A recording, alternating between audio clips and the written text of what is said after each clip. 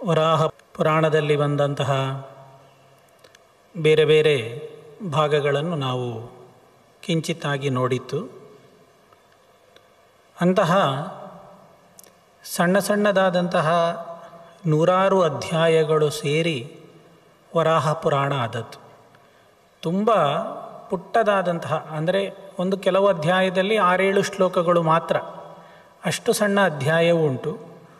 100ಕ್ಕೂ ಹೆಚ್ಚಿನ ಶ್ಲೋಕ ಇರುವಂತಹ ಅಧ್ಯಾಯಗಳು ಕೂಡ ವರಾಹ ಪುರಾಣದಲ್ಲಿ ಕಾಣಲಿಕ್ಕೆ ಸಿಗ್ತದೆ. ಅಂತಹ ಸಣ್ಣ ಪುಟ್ಟದಾದಂತಹ ಅನೇಕ ಅಧ್ಯಾಯಗಳಲ್ಲಿ ವರಾಹ ಮತ್ತು ಧರಣಿ ದೇವಿಯ ಸಂವಾದದಲ್ಲಿ ಯಾವ ಯಾವ ವಿಚಾರಗಳು ಬಂದಿತ್ತು ಅನ್ನೋದು ನಿನ್ನೆ ನೋಡಿತ್ತು. ಮತ್ತು ಅದರ ಮುಂದುವರಿದ ಭಾಗವಾಗಿ ನಾವು ಈ ಹೊತ್ತು ಗೌತಮರ ವಿಚಾರವನ್ನು ನೋಡಲಿಕ್ಕುಂಟು. ಈ ಕೆಲವೊಂದು ಬಾರಿ ನಮಗೆ ದೊಡ್ಡ ವ್ಯಕ್ತಿಗಳ ವರ್ತನೆ ನೋಡಿದಾಗ ಯಾಕೆ ಹೀಗೆ ಅಂತ ಪ್ರಶ್ನೆ ಬರ್ತದೆ. ಸಾಮಾನ್ಯ ಮನುಷ್ಯನಾದವನು ಕೂಡ ಹಾಗೆ ಮಾಡಲಿಕ್ಕಿಲ್ಲ. ದೊಡ್ಡ ದೊಡ್ಡ ಋಷಿತುಲ್ಯರು, ಋಷಿಗಳು, ಜ್ಞಾನಿಗಳೆಲ್ಲ ಯಾಕೆ ಹೀಗೆ ಮಾಡ್ತಾರೆ ಅನ್ನುವಂತಹ ಪ್ರಶ್ನೆ ಹಲವು ಬಾರಿ ನಮ್ಮ ಮನಸ್ಸಿನಲ್ಲಿ ಬರುವುದುಂಟು.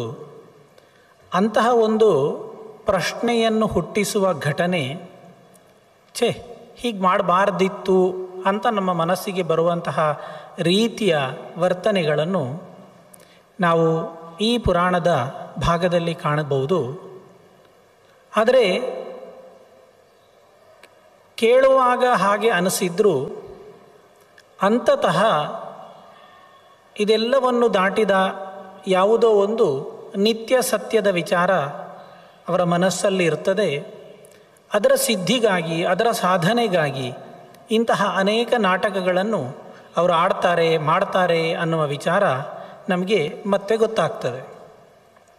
ಅಂತಹ ಒಂದು ಘಟನೆ ಗೌತಮರ ಆಶ್ರಮದಲ್ಲಿ ನಡೆದದ್ದು. ಪೇಟೆಯ ಜಂಜಾಟದಿಂದ ಬೇಸತ್ತ ಗೌತಮರು ದೂರದ ಒಂದು ಕಾಡಿನ ಮಧ್ಯದಲ್ಲಿ ಏಕಾಂತದಲ್ಲಿ ಒಂದು ದೊಡ್ಡ ಆಶ್ರಮವನ್ನು ನಿರ್ಮಾಣ ಮಾಡಿ ಒಂದಷ್ಟು ವಿದ್ಯಾರ್ಥಿಗಳ ಜೊತೆಯಲ್ಲಿ ತುಂಬ ಸಂತಸದ ಋಷಿ ಜೀವನವನ್ನು ಸಾಧನೆ ಮಾಡ್ತಾ ಇದ್ದರು. ಅವರ ಸಿದ್ಧಿ, ಅವರ ಸಾಧನೆ ಎರಡೂ ದೊಡ್ಡದು. ಪರಮ ನಿಸ್ಪೃಹತೆಯನ್ನು ಪಡೆದಿದ್ದಂತಹ ಗೌತಮರ ಬದುಕಿನಲ್ಲಿ ಭಗವಂತನ ಸಾಕ್ಷಾತ್ಕಾರ ಆಗ್ತದೆ. ದೇವರು ಕೇಳ್ತಾನೆ, ನಿನ್ನ ಸಾಧನೆ ನನಗೆ ತುಂಬ ಮೆಚ್ಚುಗೆಯಾಗಿದೆ, ಇಷ್ಟಪಟ್ಟ ವರವನ್ನು ಕೇಳು, ಅನುಗ್ರಹಿಸ್ತೇನೆ.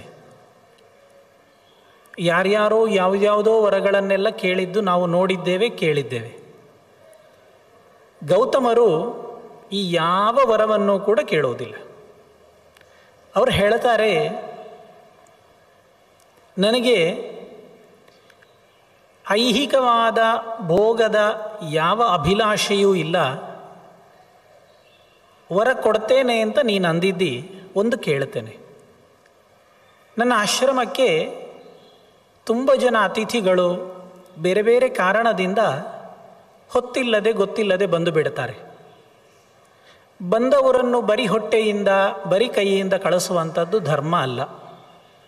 ಹಾಗಾಗಿ ಅತಿಥಿ ಸೇವೆಗಾಗಿ, ನನ್ನ ವಿದ್ಯಾರ್ಥಿಗಳನ್ನು ಸಾಕಲಿಕ್ಕಾಗಿ ತುಂಬ ದವಸ ಧಾನ್ಯ ಬೇಕು. ಅದು ಯಾವಾಗ ಎಷ್ಟು ಬೇಕಾಗ್ತದೆ ಹೇಳಲಿಕ್ಕೆ ಬರೋದಿಲ್ಲ. ಅನುಗ್ರಹ ಮಾಡ್ತಿ ಅಂತಾದರೆ ನನಗೆ ದವಸ ಧಾನ್ಯ ಬೇಡ. ಗೌತಮನ ವರಕ್ಕೆ ನೋಡಿ, ದವಸ ಧಾನ್ಯಗಳು ಬೇಡ. ನಾನು ಕೈಯಾರೆ ಬಿತ್ತಿ ಬೆಳೆದ ದವಸ ಧಾನ್ಯಗಳು ಶೀಘ್ರವಾಗಿ ಟಿಸಿಲೊಡೆದು ಮೊಳಕೆ ಬಂದು ಅದು ಧಾನ್ಯಗಳಾಗಿ ಮಾರ್ಪಾಡು ಹೊಂದಬೇಕು. ಬೇರೆ ಎಲ್ಲರಿಗೆ ಎಷ್ಟು ಸಮಯವನ್ನು ತಗೊಳ್ತದೆ ಅದಕ್ಕಿಂತ ಬೇಗದಲ್ಲಿ ನನಗೆ ದವಸ ಧಾನ್ಯಗಳು ನಾನು ಬಿತ್ತಿದರೆ ಫಲ ಕೊಡುವಂತಹ ಸ್ಥಿತಿಗೆ ಬರಬೇಕು ಅನ್ನುವವರ ಗೌತಮ ಭಗವಂತನ ಹತ್ರ ಕೇಳ್ತಾನೆ. ನನಗೆ ಅನ್ನಭಾಗ್ಯ ಕೊಡು, ಅಕ್ಕಿ ಭಾಗ್ಯ ಕೊಡು ಯಾವುದು ಕೇಳಲಿಲ್ಲ. ಅವ ಕೇಳಿದ್ದು, ನಾನು ಶ್ರಮ ಪಡ್ತೇನೆ, ಉದ್ಯೋಗ ಮಾಡ್ತೇನೆ, ಉದ್ಯೋಗಕ್ಕೆ ಹೆಚ್ಚಿನ ಫಲ ನನಗೆ ಸಿಗಲಿ, ಉದ್ಯೋಗ ಮಾಡದೆ ವ್ಯವಸಾಯ ಮಾಡದೆ ಫಲ ಬೇಕು ಅನ್ನುವ ಭಾವನೆ ಗೌತಮನಲ್ಲಿ ಇರಲಿಲ್ಲ. ಆ ಕಾಲದಲ್ಲೂ ಅವನಿಗೆ ಗೊತ್ತಿತ್ತು ಅದು ತಪ್ಪು ಅಂತ. ನಾವು ಮಾತ್ರ ಮರೆತಿದ್ದೇವೆ. ಸರಿ, ದೇವರು ಅನುಗ್ರಹಿಸ್ತಾನೆ. ಅನುಗ್ರಹದ ಫಲವಾಗಿ ಗೌತಮನ ಆಶ್ರಮ ಹೀಗೆ ನಡೀತಾ ಇತ್ತಂತೆ. ಬೆಳಗ್ಗೆ ಸಂಧ್ಯಾವಂದನೆ ಮುಗಿದ ತಕ್ಷಣ ಬೀಜಗಳನ್ನು ಬಿತ್ತನೆ ಮಾಡಿದರೆ ಮಧ್ಯಾಹ್ನ ಪೂಜೆಗೆ ಮುಂಚೆ ಅದು ಮೊಳಕೆ ಬಂದು ತೆನೆಯಾಗಿ ಅದರಿಂದ ಕಾಳು ಬಿಡ್ತಾ ಇತ್ತು. ವಿದ್ಯಾರ್ಥಿಗಳು ಮಧ್ಯಾಹ್ನ ಹೋಗಿ ಕೊಯ್ದುಕೊಂಡು ಬಂದು ಅದನ್ನು ಸರಿ ಮಾಡಿ ಅದರಿಂದ ಅನ್ನವೋ ಪದಾರ್ಥವೋ ಮಾಡಿ ಊಟ ಮಾಡ್ತಾ ಇದ್ರಂತೆ. ಇಷ್ಟು ಶೀಘ್ರದಲ್ಲಿ ಫಲ ಕೊಡುವಂತಹ ಒಂದು ವಿಶೇಷ ಶಕ್ತಿ ಗೌತಮ ಭಗವಂತನ ಅನುಗ್ರಹದಿಂದ ಸಂಪಾದನೆ ಮಾಡ್ತಾನೆ. ತುಂಬ ಸುಂದರವಾಗಿ ಕಾಲ ಸಾಗ್ತದೆ. ಒಂದು ಬಾರಿ ಪಟ್ಟಣದಲ್ಲೆಲ್ಲ ತೀವ್ರವಾದ ಒಂದು ಕ್ಷಾಮ ಬರ್ತದೆ, ಬರಗಾಲ. ಎಷ್ಟು? ನಿರಂತರ 12 ವರ್ಷಗಳವರೆಗೆ ಬರ್ತದೆ ಅಂತದೆ ಪುರಾಣ. ಈ ಭಾಗ ಬೇರೆ ಪುರಾಣದಲ್ಲೂ ಕೂಡ ಬಂದಿದೆ. ಕಸ್ಯಚಿತ್ವತ ಕಾಲಸ್ಯ ಮಹತಿ ದ್ವಾದಶಾಬ್ದಿಕ ಅನಾವೃಷ್ಟಿ ದ್ವಿಜವರ ಅಭವತ್ ಲೋಮಹರ್ಷಣಿ. ಎಲ್ಲ ಇದ್ದಂತಹ ದವಸ ಧಾನ್ಯಗಳು ಬೆಳೆದದ್ದು, ಸಂಗ್ರಹದಲ್ಲಿದ್ದದ್ದು, ಉಗ್ರಾಣದಲ್ಲಿದ್ದದ್ದು ಎಲ್ಲ ಸಂಪೂರ್ಣ ನಾಶ ಆಗಿ ಹೋಗುವಷ್ಟು 12 ವರ್ಷಗಳಷ್ಟು ದೀರ್ಘಕಾಲದ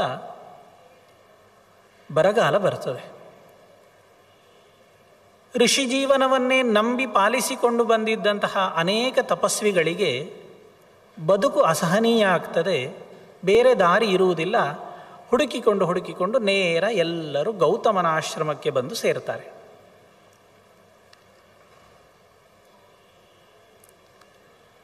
ಅವರನ್ನು ನೋಡಿ ಗೌತಮನಿಗೆ ತುಂಬ ಹರ್ಷ. ಆ ಗೌತಮ ಹೇಳ್ತಾನೆ, ನೀವೆಲ್ಲ ಬಂದದ್ದು ತುಂಬ ಸಂತೋಷದ ವಿಚಾರ.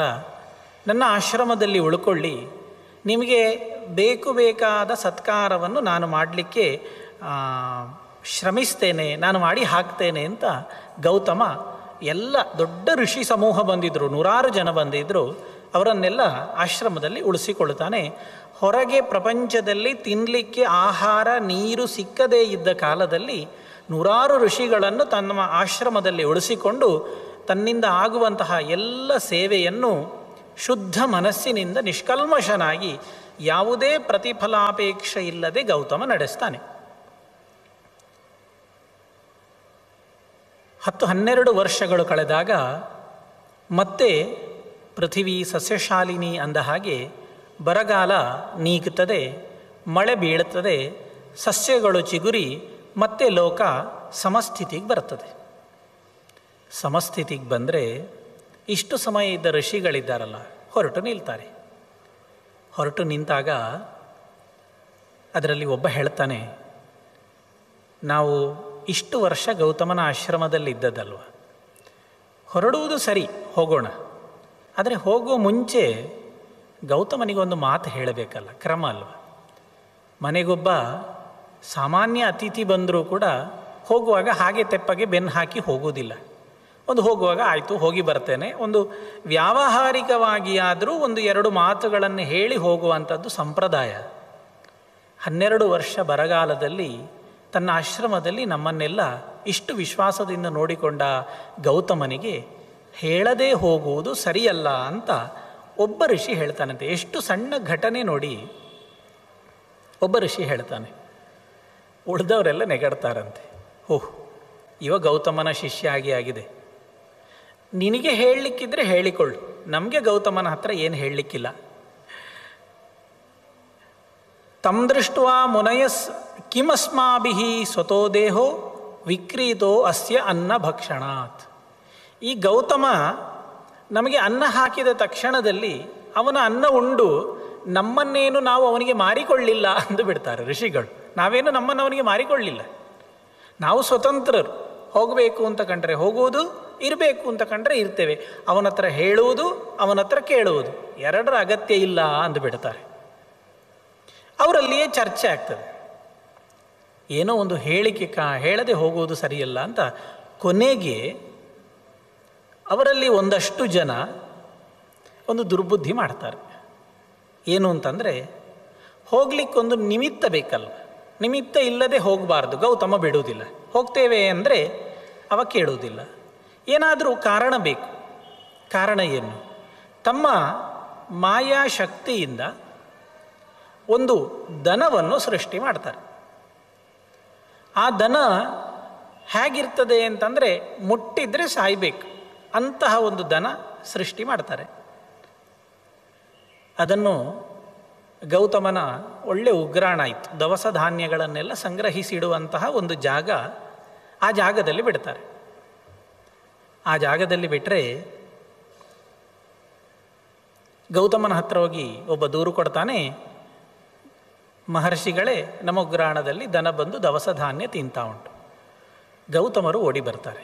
ಇಷ್ಟು ಜನ ಋಷಿಗಳಿದ್ದಾರೆ, ಇವರ ಆತಿಥ್ಯಕ್ಕೋಸ್ಕರ ಸಂಗ್ರಹ ಮಾಡಿಟ್ಟದ್ದು ಕೊಡಬಾರದು ಅಂತ. ಆ ದನವನ್ನು ಓಡಿಸ್ಲಿಕ್ಕೆ ನಾವು ಏನು ಮಾಡ್ತೇವೆ? ನಾವಾದರೆ ಕೋಲೆತ್ಕೊಂಡು ಹೊಡಿತಾ ಇತ್ತು. ಇವ ಪಾಪ ಗೌತಮ ಹೊಡಿಲಿಕ್ಕೆ ಮನಸ್ಸು ಬರಲಿಲ್ಲ.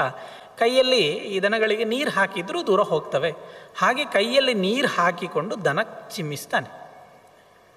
ಗೌತಮನ ಕೈಯಿಂದ ನೀರು ಬಿದ್ದದ್ದೇ ತಡ ಆ ದವಸ ಧಾನ್ಯ ತಿಂತಾ ಇದ್ದಂತಹ ದನ ಪ್ರಜ್ಞೆ ತಪ್ಪಿ ನೆಲಕ್ಕೆ ಬಿದ್ದು ಬಿಡುತ್ತದೆ ಅಂತಾರೆ. ತಥೋ ಮಾಯಾಮಯಿ ಸಾ ಗೌಹು ಪಪಾತ ಜಲಬಿಂದುವತ್. ಕೈಯಲ್ಲಿ ನೀರು ಕೆಳಗೆ ಬಿತ್ತು, ಆ ನೀರಿನ ಸಂಪರ್ಕಕ್ಕೆ ಬಂದ ದನವೂ ಕೂಡ ಕೆಳಗೆ ಬಿದ್ದು ಬಿಡುತ್ತದೆ.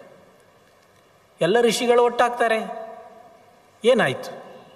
ಅಯ್ಯೋ ದೇವರೇ, ಗೌತಮನ ಆಶ್ರಮದಲ್ಲಿ, ಇಷ್ಟು ದೊಡ್ಡ ಮಹರ್ಷಿಯ ಆಶ್ರಮದಲ್ಲಿ ಗೋವಧೆ ಆಯಿತು ಅಂತ ದೊಡ್ಡ ಕೋಲಾಹಲ ಮಾಡಿಬಿಡ್ತಾರೆ. ಛೇ, ಯಾವ ಜಾಗದಲ್ಲಿ ಗೋವಧೆ ಆಗ್ತದೆ ಅಲ್ಲಿ ನಾವು ಇನ್ನು ಮುಂದೆ ಉಳ್ಕೊಳ್ಳುವುದಿಲ್ಲ, ನಮಗೆ ಅದು ಉಳ್ಕೊಳ್ಳಿಕ್ಕೆ ಪ್ರಶಸ್ತ ಅಲ್ಲ, ನಮಗೆ ಈ ಜಾಗ ಆಗಿ ಬರೋದಿಲ್ಲ ಅಂತ ಹೇಳಿ ಗೌತಮನಿಗೆ ಹೇಳಿ ಹೊರಟು ಬಿಡ್ತಾರೆ. ಗೌತಮ ಪರಿಪರಿಯಾಗಿ ಪ್ರಾರ್ಥಿಸ್ತಾನೆ, ಇಲ್ಲ ಹೋಗಬೇಡಿ, ಅದೇನೋ ಕಣ್ತಪ್ಪಿನಿಂದ ಆದದ್ದು, ಉದ್ದೇಶಪೂರ್ವಕವಾಗಿ ಮಾಡಿದ್ದಲ್ಲ, ನಿಮ್ಮ ಸತ್ಕಾರ ನಾನು ಮಾಡುತ್ತೇನೆ, ಆದದ್ದನ್ನು ಮರೆತು ಬಿಡಿ ಅಂತ ಗೌತಮ ಪರಿಪರಿಯಾಗಿ ಋಷಿಗಳನ್ನು ಕೇಳ್ತಾನೆ. ಗೌತಮನ ಯಾವ ಮಾತಿಗೂ ಋಷಿಗಳು ಬೆಲೆ ಕೊಡುವುದಿಲ್ಲ. ತಾವು ಆಶ್ರಮದಿಂದ ಎದ್ದು ಹೊರಡಬೇಕು ಅಂತ ಆಗುವಾಗ, ಹಾಗಾದರೆ ಮಾಡಿದ ತಪ್ಪಿಗೆ ಏನಾದರೂ ಪರಿಹಾರ ಹೇಳಿ ಅಂತ ಕೇಳ್ತಾನೆ. ಆ ಪರಿಹಾರ ಹೇಳುವ ಹೊತ್ತಿನಲ್ಲಿ ಅಲ್ಲಿಗೆ ಸಪ್ತರ್ಷಿಗಳು ಕೂಡ ಬರ್ತಾರೆ. ಅವರು ಹೇಳ್ತಾರೆ, ಗೌತಮ, ದನ ಇನ್ನೂ ಸತ್ತಿಲ್ಲ, ಸತ್ತ ಹಾಗೆ ಬಿದ್ದಿದೆ, ಅದರದ್ದು ಪ್ರಾಣ ಹೋಗಲಿಲ್ಲ. ಹಾಗಾಗಿ ಇಯಂ ಗೌಹು ಅಮೃತ ಬ್ರಹ್ಮನ್ ಮೂರ್ಛಿತೇವ ವ್ಯವಸ್ಥಿತ. ಅದಿನ್ನೂ ಸಾಯಲಿಲ್ಲ. ಮೃತ ಅಂತ ಹೇಳಿದರೆ ಸತ್ತದ್ದು, ಅಮೃತ ಅಂತ ಹೇಳಿದರೆ ಸಾಯದ್ದು, ಅದಿನ್ನೂ ಸಾಯಲಿಲ್ಲ. ಮೂರ್ಛಿತೇವ, ಅದು ಪ್ರಜ್ಞೆ ತಪ್ಪಿ ಬಿದ್ದಿದೆ. ಹಾಗಾದರೆ ಇದನ್ನು ಪ್ರಜ್ಞೆ ಬರೆಸಬೇಕಾದ್ರೆ ಏನು ದಾರಿ? ಗಂಗೆಯ ನೀರನ್ನು ತಂದು ಇದಕ್ಕೆ ಕುಡಿಸಬೇಕು. ಗಂಗಾ ಜಲಪ್ಲುತ ಚೇಯಂ ಉತ್ಥಾಸ್ಯತಿ ನ ಸಂಶಯ. ಗಂಗೆಯ ನೀರನ್ನು ತಂದು ಇದಕ್ಕೆ ಕುಡಿಸಿದ್ರೆ ಇದು ಮತ್ತೆ ಎದ್ದು ನಿಲ್ತದೆ. ಗೋಹತ್ಯೆಯ ದೋಷ ನಿನ್ನಿಂದ ಪರಿಹಾರ ಮಾಡ್ಲಿಕ್ಕೆ ಆಗ್ತದೆ, ಹೀಗೆ ಪರಿಹಾರ ಮಾಡು ಅಂತಾರೆ. ಗೌತಮನಿಗೆ ಬೇರೆ ದಾರಿ ಇರಲಿಲ್ಲ. ನೇರ ಹೋಗಿ ಗಂಗೆಯನ್ನು ಪ್ರಾರ್ಥನೆ ಮಾಡಿ, ತುಂಬ ಸಮಯ ಹೋಗ್ತದೆ, ಗಂಗೆಯನ್ನು ಪ್ರಾರ್ಥನೆ ಮಾಡಿ ಆಶ್ರಮಕ್ಕೆ ಕರೆಸ್ತಾನೆ. ಆಶ್ರಮಕ್ಕೆ ಕರೆಸಿ ಗಂಗೆ ಬರ್ತದೆ, ಗಂಗೆಯ ನೀರನ್ನು ದನಕ್ಕೆ ಕೊಡಿಸ್ತಾನೆ. ದನ ಎದ್ದು ನಿಲ್ತದೆ. ದನ ಎದ್ದು ನಿಂತು ಹುಷಾರಾದ ನಂತರ ಗೌತಮನಿಗೆ ಎಲ್ಲ ಒಂದೊಂದೇ ಸ್ಮೃತಿ ಪಥದಲ್ಲಿ ಬರ್ತದೆ, ಏನಾಯಿತು ಅಂತ. ತನ್ನ ಜ್ಞಾನದಿಂದ ನೋಡ್ತಾನೆ, ಇದು ಮಾಡಿದ್ದು ಕೆಲಸ ಋಷಿಗಳದ್ದೇ, ಕಪಟ ಕೆಲಸ ಅಂತ ಗೊತ್ತಾಗ್ತದೆ. ಇದು ಸಹಜ ಅಲ್ಲ, ಅಸಹಜ, ಹೀಗಾಗಲಿಕ್ಕೆ ಸಾಧ್ಯ ಇಲ್ಲ. ನಾನು ಗೋವಧೆ ಮಾಡಲಿಲ್ಲ, ತಪ್ಪು ನನ್ನಿಂದ ಆಗಲಿಲ್ಲ, ಇಷ್ಟು ಸಮಯ ಅವರನ್ನು ಉಳ್ಕೊಂಡಿಸಿದ್ದಕ್ಕೆ ಅವರು ಹೀಗೆ ಮಾಡಿದ್ರು ಅಂತ ಋಷೀಣಾಂ ಮಾಯೆಯ ಸರ್ವಮಿದಂ ಜಾತಂ ವಿಚಿಂತ್ಯ ವೈ ಶಶಾಪತಾನ್ ಜಟಾ ಭಸ್ಮಮಿತ್ಯಾ ವ್ರತಧರಾಂಸ್ತತ ಭವಿಷ್ಯತ್ಯತ ತ್ರಯೀ ಬಾಕ್ಯಾ ವೇದ ಧರ್ಮ ಬಹಿಷ್ಕೃತಾ. ಸಿಟ್ಟಿನಿಂದ ಆ ಗೌತಮ ಋಷಿಗಳಿಗೆ ಶಾಪ ಕೊಟ್ಟು ಬಿಡ್ತಾನೆ. ಇಷ್ಟು ಸಮಯ ವ್ರತಾನುಷ್ಠಾನಗಳನ್ನು ಅತ್ಯಂತ ಒಳ್ಳೆಯ ರೀತಿಯಲ್ಲಿ ಮಾಡಿ ನನ್ನ ಆಶ್ರಮದಲ್ಲಿ ಬದುಕಿದ್ದ ನೀವು ಏನೋ ಒಂದು ಸಣ್ಣ ನಿಮಿತ್ತಕ್ಕೋಸ್ಕರವಾಗಿ ಇಂತಹ ಒಂದು ದುರ್ವರ್ತನೆಯನ್ನು ತೋರಿಸಿದ್ರಿ ಅಲ್ವಾ. ಇನ್ನು ಮುಂದೆ ಬರುವಂತಹ ಕಾಲದಲ್ಲಿ ಜಟಾಭಸ್ಮ ಮಿಥ್ಯಾವ್ರತಧರ, ನೀವೆಲ್ಲ ಜಟಾಜೂಟಗಳನ್ನು ಬಿಟ್ಟುಕೊಂಡು ಮಿಥ್ಯಾವ್ರತ ಅಂದರೆ ಸುಳ್ಳು ನಾಟಕವನ್ನು ಮಾಡುವಂತಹ ಸನ್ಯಾಸಿಗಳಾಗಿ ಭವಿಷ್ಯತ್ಯತ ತ್ರಯೀಬಾಹ್ಯ ವೇದ ಧರ್ಮ ಬಹಿಷ್ಕೃತರಾಗಿ ನೀವು ಮುಂದಿನ ಈ ಕಾಲದಲ್ಲಿ ಬದುಕಬೇಕು, ಬದುಕಿ ಅಂತ ಶಾಪ ಕೊಟ್ಟು ಬಿಡ್ತಾನೆ.